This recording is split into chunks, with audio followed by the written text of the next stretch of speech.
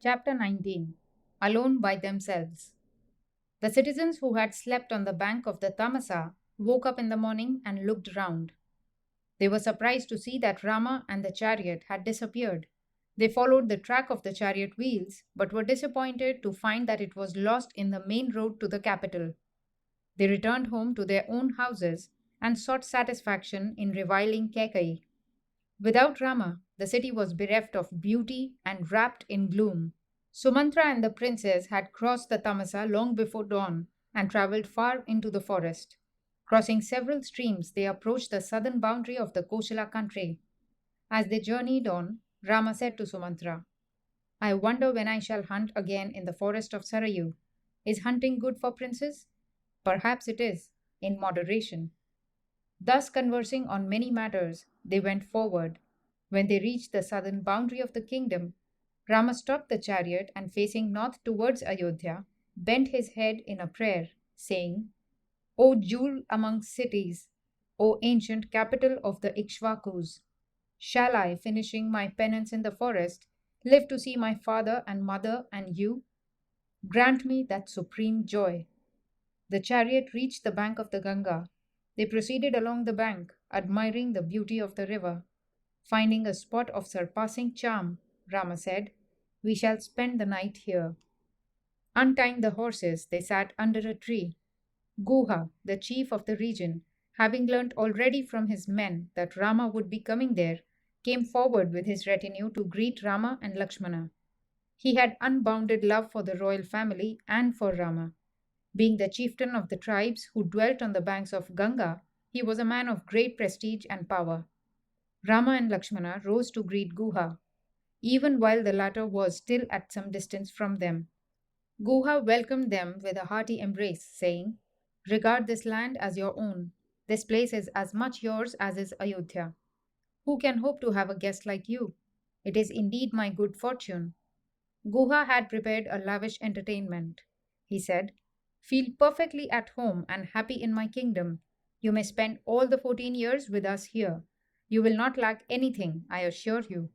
Looking after you will be a pleasure and privilege to me. Be gracious enough to accept my hospitality. Warmly embracing Guha again, Rama said, Brother, I know how deep is your love for me. Your wish is itself as good as hospitality rendered. I am bound by my vows and must refuse anything more. I have come to dwell in the forest and not to enjoy life as a chieftain's guest. These horses are my dear father's favorites. Pray feed them well. We shall be content with simple food and rest for the night. They lay under the tree for the night. Guha and Lakshmana kept awake, conversing with Sumantra. Said Guha to Lakshmana, Brother, do go and rest. There is a bed made ready for you. My men will keep careful watch. None dare do anything in the forest unknown to me. Have no anxiety regarding Rama. Do sleep. Lakshmana replied, How can I find sleep, Guha? Here, lying on the bare ground, is Sita, daughter of the great Janaka and daughter-in-law of the great Dasharatha. The great Purushottama himself, who could subdue the three worlds, lies stretched on the grass. How can I sleep who sees this? I wonder how Ayodhya is bearing it. The queen's apartments must be loud with wailing. I even doubt if at this moment Kaushalya and my mother are alive. My father indeed found strength somehow to say to Rama, Go to the forest. But I doubt if he has strength enough left to survive Rama's actual departure. And if he has passed away, our mothers too will have given up their lives. And here we are, deprived even of the privilege of doing the last offices to the dead. In any case, it is hardly possible that our father and mothers will be alive to greet us when we return to Ayodhya after our term in the forest. Thus spoke Lakshmana in sorrow. Guha was in tears. The night was spent in such sad conversation. Early next morning, Rama told Lakshmana, We must now cross the river. Ask Guha to make ready a boat big enough for crossing this broad river. Guha ordered his men to get this done and informed Rama. Sumantra bowed low and stood before Rama seeking his further commands. Rama understood Sumantra's unuttered grief and laying his hand on Sumantra's shoulders said, Sumantra, return to Ayodhya with all speed and be at the side of the king. Your duty is now to look after him. O Rama, exclaimed Sumantra, rectitude, learning, and culture seem to be of no value. You and your brother and Vaidehi are going to live in the forest. What is going to be our lot? How are we going to fare under Kekai's rule? He now wept like a child. Wiping the tears from Sumantra's eyes, Rama said, our family has known no nobler friend than you. It will be your task to console my father. His heart is riven by grief. Whatever his commands, carry them out dutifully. Do not ask yourself whether he wants a thing for himself or with a view to pleasing Kekai. Avoid giving him any pain of mind. Have no anxiety about us. You should say this on my behalf to my aged father, who is stricken with a grief he never knew before.